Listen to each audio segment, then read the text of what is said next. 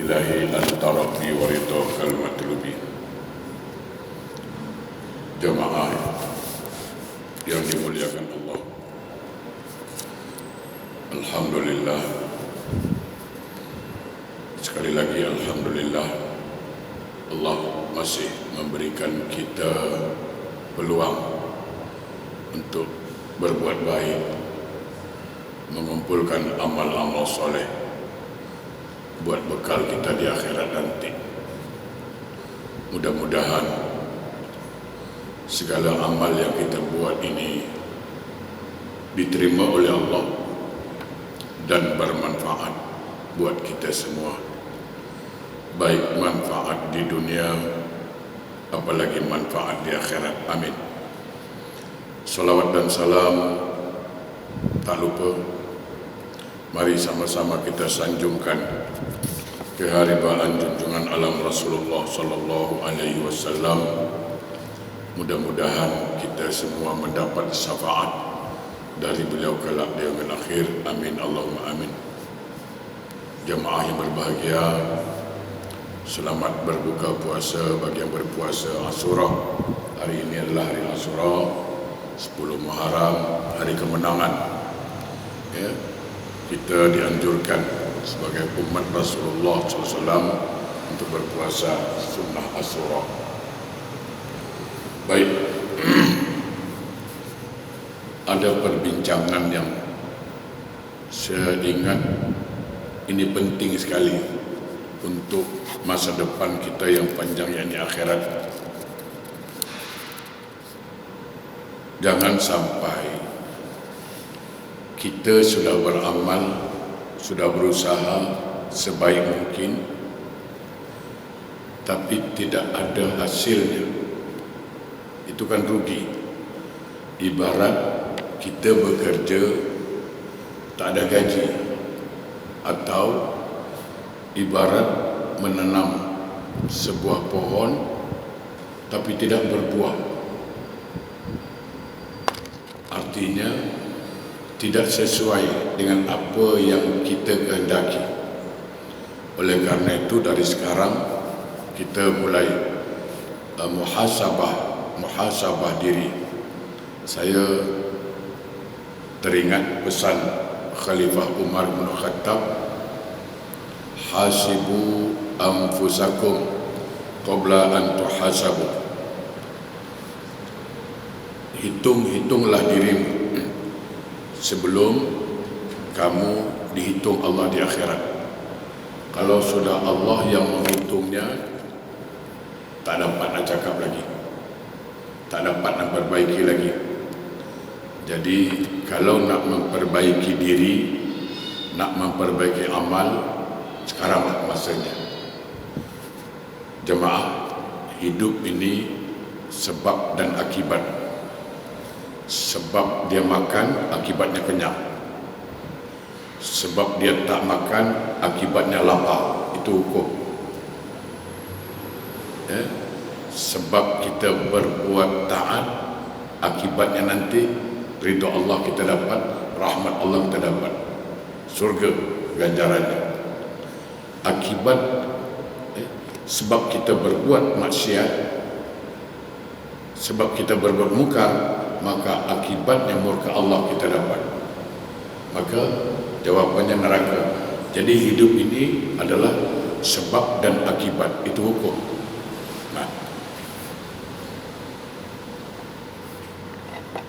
Untuk itu, untuk mengetahui bagaimana menjaga dan memelihara segala pahala dan derajat yang Allah telah berikan kepada kita, supaya jangan hilang begitu saja, sebagaimana firman Allah dalam surah Al-Furqan ayat 23, A'udzubillahi minasyaitonir rajim, wa qadimna ila ma amilu min amalin faja'alnahu haba'an mansura. Dan kami menghadapkan segala amalan yang mereka kerjakan, lalu kami jadikan amalan itu bagaikan debu yang berterbangan. Alhamdulillah. Subhanallah. Kami, ya, kata Allah, dan kami menghadapkan segala amalan yang mereka telah kerjakan, lalu kami, kata Allah, jadikan amal itu bagaikan debu berterbangan. Artinya apa? Tidak ada manfaat. Satu contoh ringan saja, bersedekah itu amal soleh. Allah siapkan ganjarannya, Allah siapkan pahalanya. Tapi ketika sedekah itu kita ungkit, bangkit, maka nanti di akhirat sedekah itu akan bagaikan debu berterbangan. Tidak akan mengena sama kita.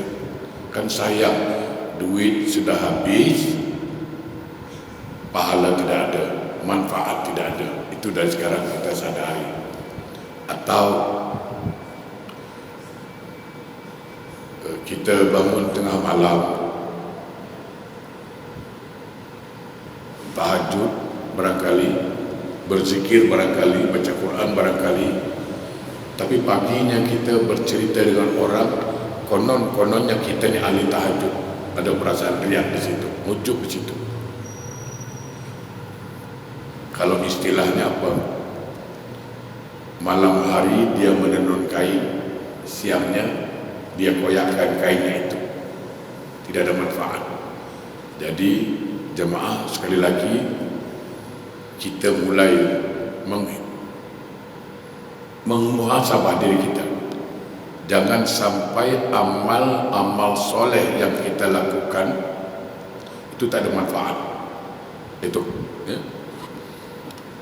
Ayat ini Al-Furqan 23 tadi menjelaskan bahawa amalan kebaikan yang dilakukan akan hilang dan hancur nanti dari akhirat jika tidak dijaga dan tidak dipelihara dari sebab-sebab yang akan menghancurkannya. Apa yang menghancurkan amal kita? Satu, meninggi diri. Apa istilah kita meninggi diri itu? Sombong.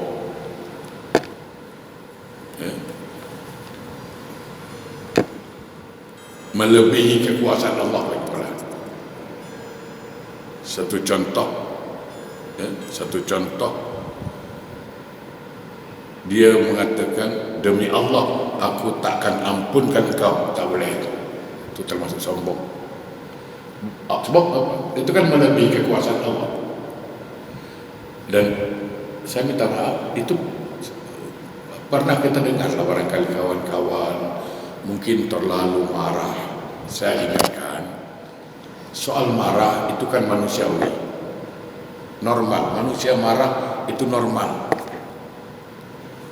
Tetapi menurut Al-Quran, orang yang bertakwa, orang yang dekat dengan Allah, orang yang soleh itu apa?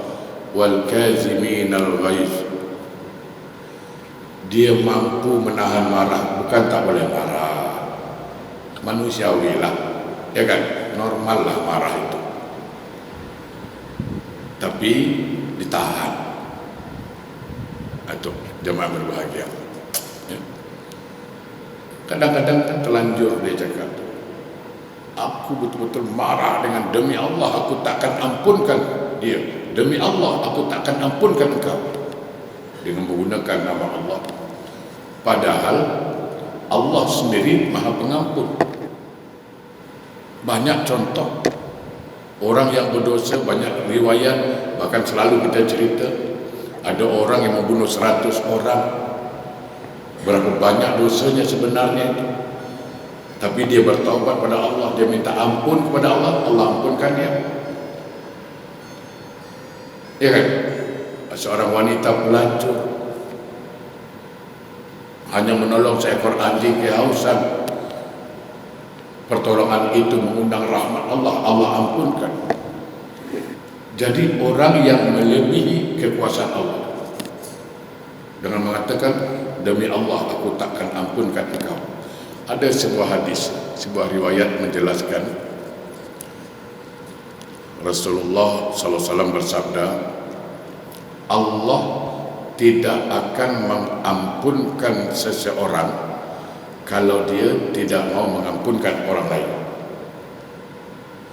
Allah tidak akan memaafkan seseorang kalau dia sendiri tidak mau memaafkan kesalahan orang lain.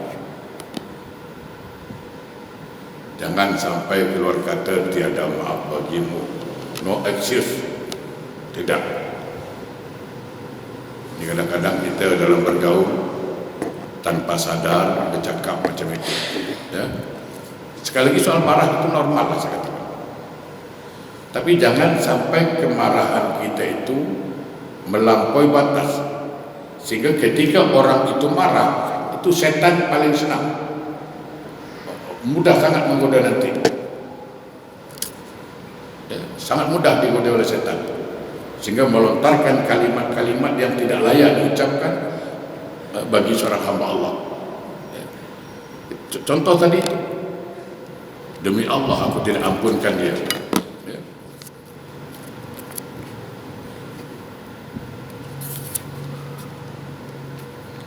Dikatakan di sini, maksud meninggi diri di sini ialah berkata sesuatu seolah-olah dia lebih berkuasa daripada Allah Ta'ala.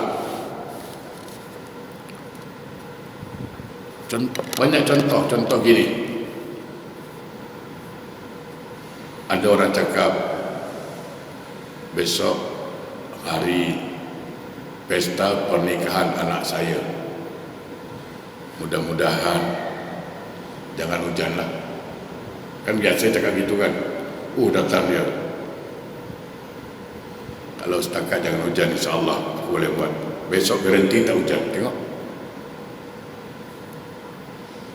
Boleh cakap besok aku buat, garanti tak hujan. Kau siapkan apa-apa, bawang merah, bawang putih, apa macam-macam lah. Sudah mendahului, ya kan? Allah punya kekuasaan dilawan. Nah, kalau berdoa tak ada masalah. Ya Allah, mohon ya Allah besok jangan turunkan hujan, itu tak masalah. Tapi jangan cakap tak apa, aku boleh buat, garanti hujan tak turun. Oi, kalau bahasa kita dulu siapa, ya kan? Kalau bahasa kasar lah, jangan.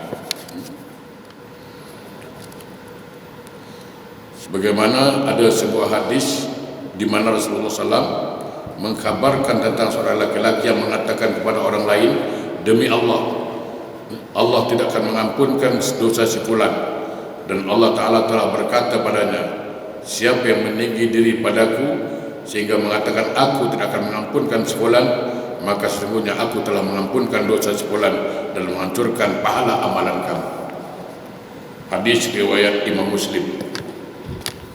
Jadi katakanlah ada orang berdosa, katakanlah banyak dosanya, katakan banyak dosa, lalu kita katakan demi Allah, Allah takkan ampunkan engkau. Itu contoh, itu dalam hadis tadi itu. Demi Allah, Allah tidak akan ampunkan engkau. Itu pun selalu kita pernah dengar. Maka apa kata Nabi? Sesungguhnya Allah akan mengampunkan orang yang dia cela tadi. Sebaliknya pahala orang yang bercakap ni akan dimusnahkan oleh Allah. Itu. Semua na'udzubillah. Tadi kan sudah saya cakap, sebanyak apapun maksiat yang dia kerjakan, sebanyak apapun dosa yang dia sudah lakukan, Allah berfirman, wala tayasu min ruhillah, jangan pernah putus asa dari rahmat Allah.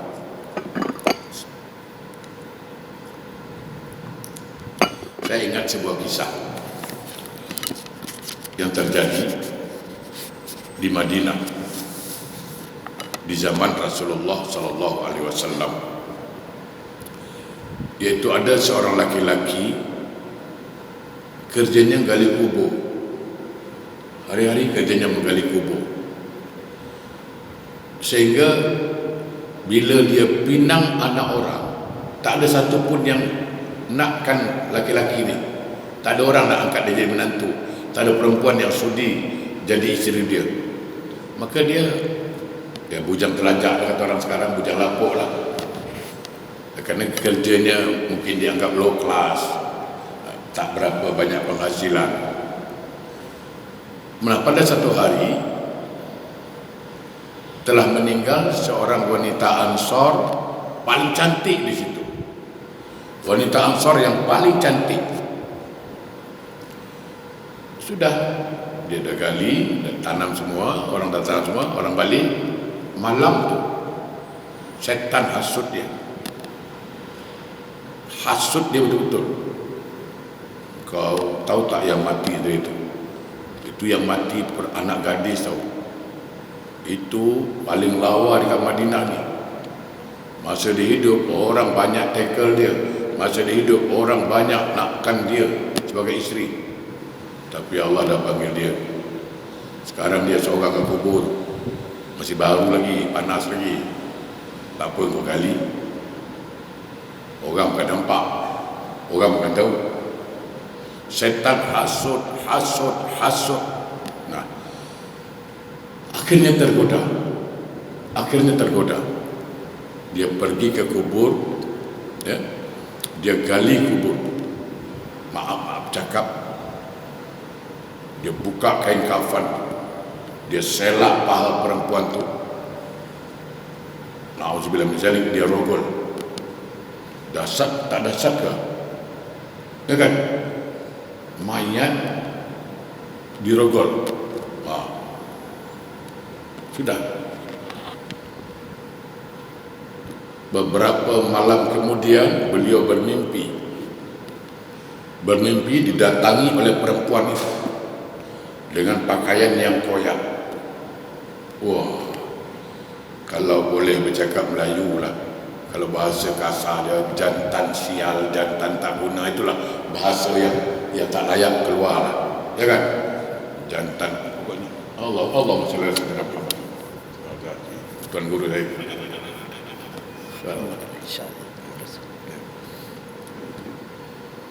Aku menghadap Allah dengan berpakaian tertutup.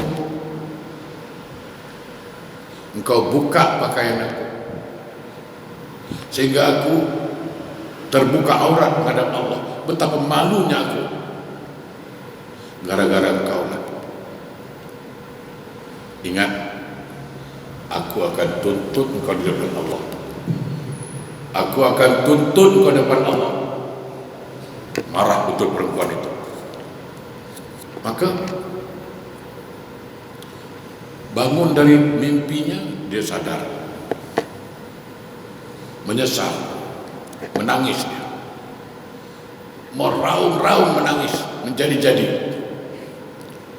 Lalu dia pergi ke rumah Rasulullah sallallahu alaihi wasallam. Kebetulan di depan rumah Rasulullah itu ada Khalifah Umar bin Khattab sedang duduk di situ, depan pintu lah. Itu jam masih sepi, selepas subuh lah, pagi-pagi.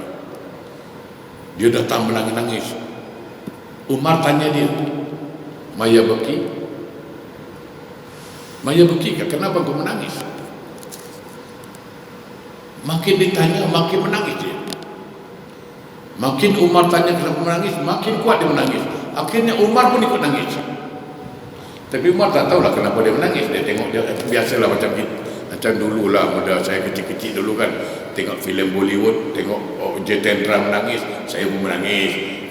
Tengok Raja Skana menangis, saya menangis. Dululah waktu kecil-kecil, sekarang salah, ya kan? Ikut-ikut menangis lah. Nah, karena sudah dua orang menangis, suaranya kuat, maka terdengar oleh Rasulullah sallallahu alaihi wasallam. Maka Rasul keluar. Kata Rasulullah, kenapa menangis? Ada apa? Maka si laki-laki Umar mengatakan, kau Umar kenapa menangis Umar? Tak tahu, aku tengok dia menangis, aku pun ikut menangis. Tapi aku tak tahulah kenapa dia menangis. Aku dah tanya. Semakin aku tanya, semakin kuat pula dia menangis. Maka Rasul tanya laki-laki itu, kenapa kau menangis? Maka dijelaskan, ya Rasulullah, aku ni penggali kubur, dosaku banyak sangat. Nabi tanya, mana yang banyak dari bintang-bintang di langit? Aku rasa banyak lagi dosaku ni. Mana yang berat dari gunung-gunung yang ada ni? Aku rasa berat lagi dosa aku daripada gunung-gunung yang ada ni. Nabi pun heran, apa dosa kau? Sampai begitu teruk, dosa kau apa? Ya Rasulullah, aku ni penggali kubur. Selama beberapa tahun gali kubur tak ada masalah. Tak ada masalah. Tapi satu hari ada perempuan yang paling lawa di Madinah ni, wanita Ansar, meninggal dunia. Ditanam macam biasalah. Malamnya syaitan kacau aku. Dia goda aku. Dia naikkan syahwat aku. Akhirnya aku tergoda, syahwat aku naik. Aku pergi kubur perempuan tu. Aku gali dan aku rogol dia. Wah, Nabi itu pun manusia. Cuba bayangkan jemaah, ni kita bawa ke diri kita dulu. Kalau adalah kawan cakap dengan kita lagi duduk kat rumah, tiba-tiba dia cakap, bang, aku menyesal buat bang, aku betul-betul menyesal bang. Kenapa? Aku susah bang. Kenapa? Menyesal bang. Ya, kenapa menyesal? Aku punya mak bang, tidur, habis aku rogol bang. Apa cakap kita? Agak-agak apa kita cakap? Ya kan? Ini kalau cerita kita dulu, ya kan? Kalau ini cerita depan kita lah. Ini satu contoh lah. Macam mana bang? Aku tak sengaja bang. Setan kacau bang. Mak aku tidur, aku salah, aku pun aku rogol. Agak-agak cakap, sabarlah, sabar. Begitu kan? Meradak apa? Mak kau, mulalah kelebak. Tak tahu apa nak cakap. Ya kan? Apa punya? Itu semua keluar lah tu. Benda-benda tak patut keluar, pasti keluar. Kenapa? Kita marah. Ya kan? Mak kandung dirogol, akan dicontoh lah saya katakan. Tentulah kita marah. Apa engkau ni nak jadi? Bla bla bla bla bla. Mak Hamun cukup. Tak guna punya lelaki. Anak durhaka, macam-macam cakap keluar. Pergi pergi. Kau jangan jumpa aku, aku tak mau tengok muka kau lagi. Ya kan? Marah. Rasulullah juga manusia. Secara fisik dia juga marah. Dan macam itu pasti dia marah. Dia cakap apa? Pagi, tapi Nabi marah bukan macam kita marah betul. Habis semua dah. Nabi marah, dia steady. Dia cakap apa? Panas neraka kau hantar pagi-pagi ke rumah aku. Itu dia cakap. Bahang neraka kau kirim pagi-pagi ke rumah aku. Pergilah, aku tak mau tetap. Jalan. Jauh. Itu lagi tu. Diusir. Nabi usir dia. Jauh. Pergi. Panas neraka kau hantar pagi-pagi. Pergi laki-laki. Bergolek-golek dia. Menangis dia jadinya. Sampai di satu lembah. Di situ dia berdoa pada Allah. Ya Rabb, ya Allah, aku mengaku bahwa aku bersalah. Ya, aku mengaku bahwa aku berdosa. Tapi aku tahu ya Allah, yang mengampunkan dosa aku Engkau ya Allah. Aku ingin bertaubat kepadamu Allah. Semua Engkau mengetahui aku telah datang berjumpa Rasulmu, meminta nasihat, minta petunjuk macam mana dengan kisah aku ini. Aku ceritakan dengan dia, tapi dia usir aku. Sambil nangis mengatakan begitu. Padahal aku tahu, ya Allah, bukan dia yang terima taubat. Aku tahu, ya Allah, bukan dia yang mengampunkan aku, Engkau, ya Allah. Tapi dia usir aku, ya Allah. Oleh karena itu, aku mohon, ya Allah, dengan benar-benar bermohon kepadamu, andai kata Engkau terima taubat aku, Engkau ampunkan dosa aku, tolonglah beri kabar kepada Rasulmu, kabar gembira. Ingat, Allah bersifat Maha Pengampun, Al-Ghafur, dia Maha Pengampun. Ketika itu Allah ijabah, Allah kabulkan kerana dia minta betul-betul dari hati, yang serius, yang khusyuk. Apa kata Allah? Jibril, engkau jumpa Rasul, jumpa Muhammad, kirim salam, katakan dari aku, siapa yang kasih rezeki, siapa yang mematikan, dan siapa yang terima taubat. Dan kenapa tadi ada hamba aku datang minta nasihat, diusir? Sungguh, sampaikan salam aku dah ampunkan hamba itu. Beri kabar dia.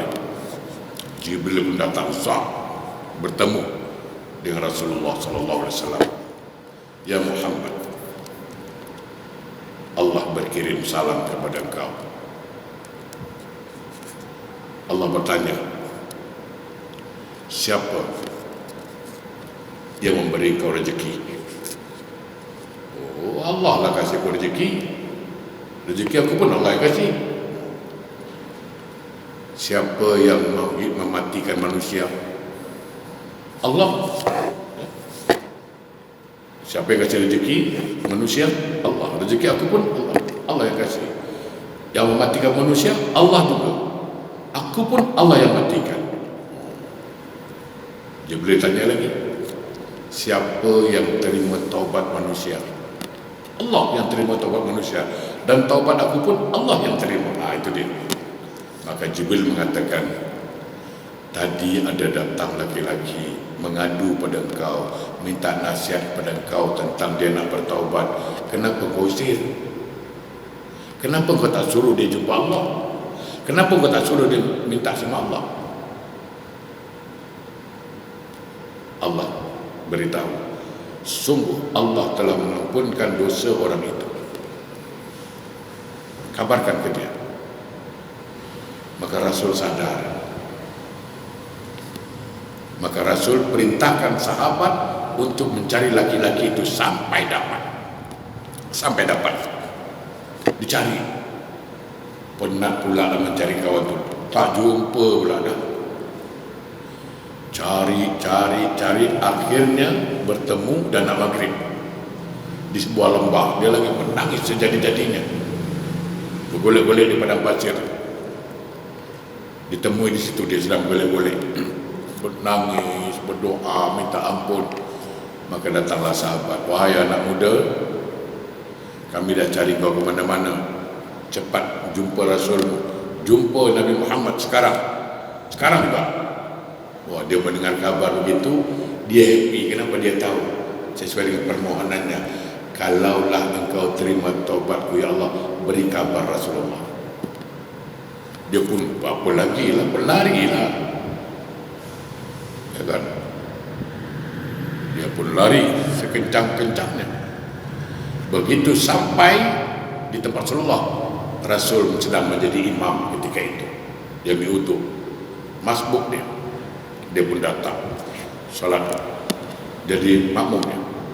Allahu Akbar.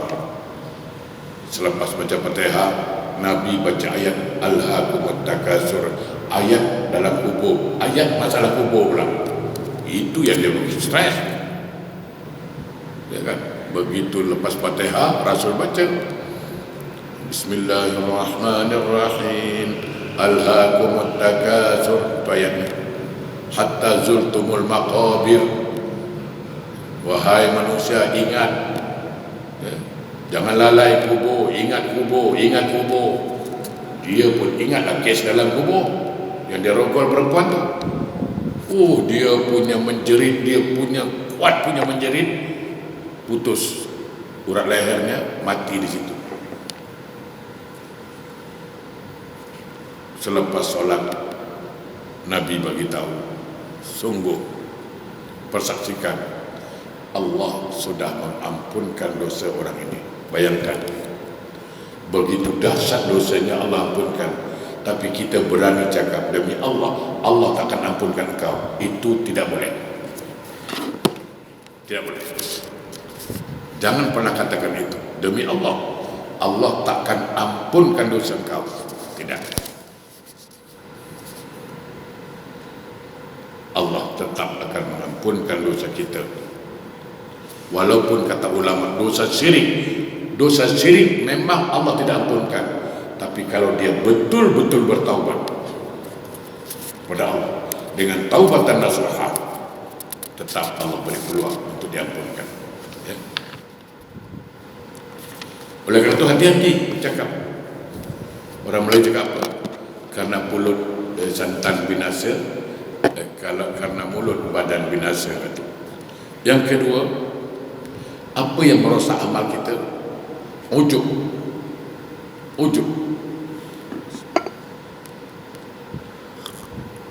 Apa itu ujub? Bangga diri, merasa dialah yang paling alim, merasa dialah yang paling taat. Sehingga kalau jumpa orang, anggap orang ni ahli neraka, dia orang berteto je. Ini neraka, janganlah. Setiap orang punya masa kelam, tapi setiap orang punya masa terang. Sejahat apapun orang itu, pintu surga masih terbuka. Tapi sebaik apapun orang itu, pintu neraka pasti juga terbuka. Ujub, menganggap diri paling alim. Jadi orang alim bagus, tapi merasa alim itu yang ujub. Menjadi orang pandai bagus, merasa pandai itu yang ujub. Jangan pernah meremehkan orang lain, jangan pernah menganggap hina pada orang lain. Jangan. Itu akan menghabiskan amal ibadah kita. Menganggap diri paling baik, menganggap diri paling bersih, menganggap diri paling suci. Aku tak sombong lah. Kau cakap aku tak sombong, dah sombong lah tu, ya kan? Tuh, apa kata Nabi?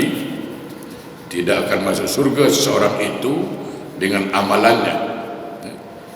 Maka sahabat bertanya, apakah dengan begitu juga dengan engkau ya Rasulullah? Ya. Nabi menjawab, begitu juga dengan aku. Melainkan Allah SWT melimpahkan rahmat dan kelebihannya kepada aku. Jadi orang itu masuk surga kerana rahmat Allah. Ingat, dan Rasul Allah telah rahmati dia. Kerana Rasul rahmatan lil alamin, dia rahmat buat sekalian alam. Jadi Rasul pasti masuk surga. Jadi orang itu masuk surga kerana rahmat Allah, bukan kerana amalan. Nah, orang yang ujub itu tidak akan dapat rahmat Allah. Merasa paling alim, merasa paling baik, merasa paling suci. Jangan. Itu ujub. Yang ketiga, yang terakhir, yang merosak amal kita, kita suka menganiaya orang lain, suka menzalimi orang lain.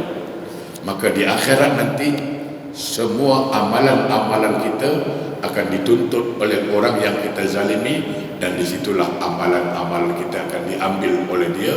Sebagaimana sabda Nabi, Atadrul mufallis, tahukah kamu siapa orang yang bankrupt, orang yang muflis? Orang yang muflis itu adalah orang yang banyak amalnya di dunia, tapi banyak kezalimannya di dunia, sehingga di akhirat dituntut. Setiap orang menuntut dikasih amal, sampai amalnya habis masih ada yang menuntut, maka dosa orang itu dipindahkan dengan dia. Orang yang banyak amal, akhirnya masuk neraka. Kenapa? Karena menzalimi orang lain. Mudah-mudahan bermanfaat. Yang benar datang dari Allah, yang salah dari saya. A'udzubillahi minasyaitonir rajim.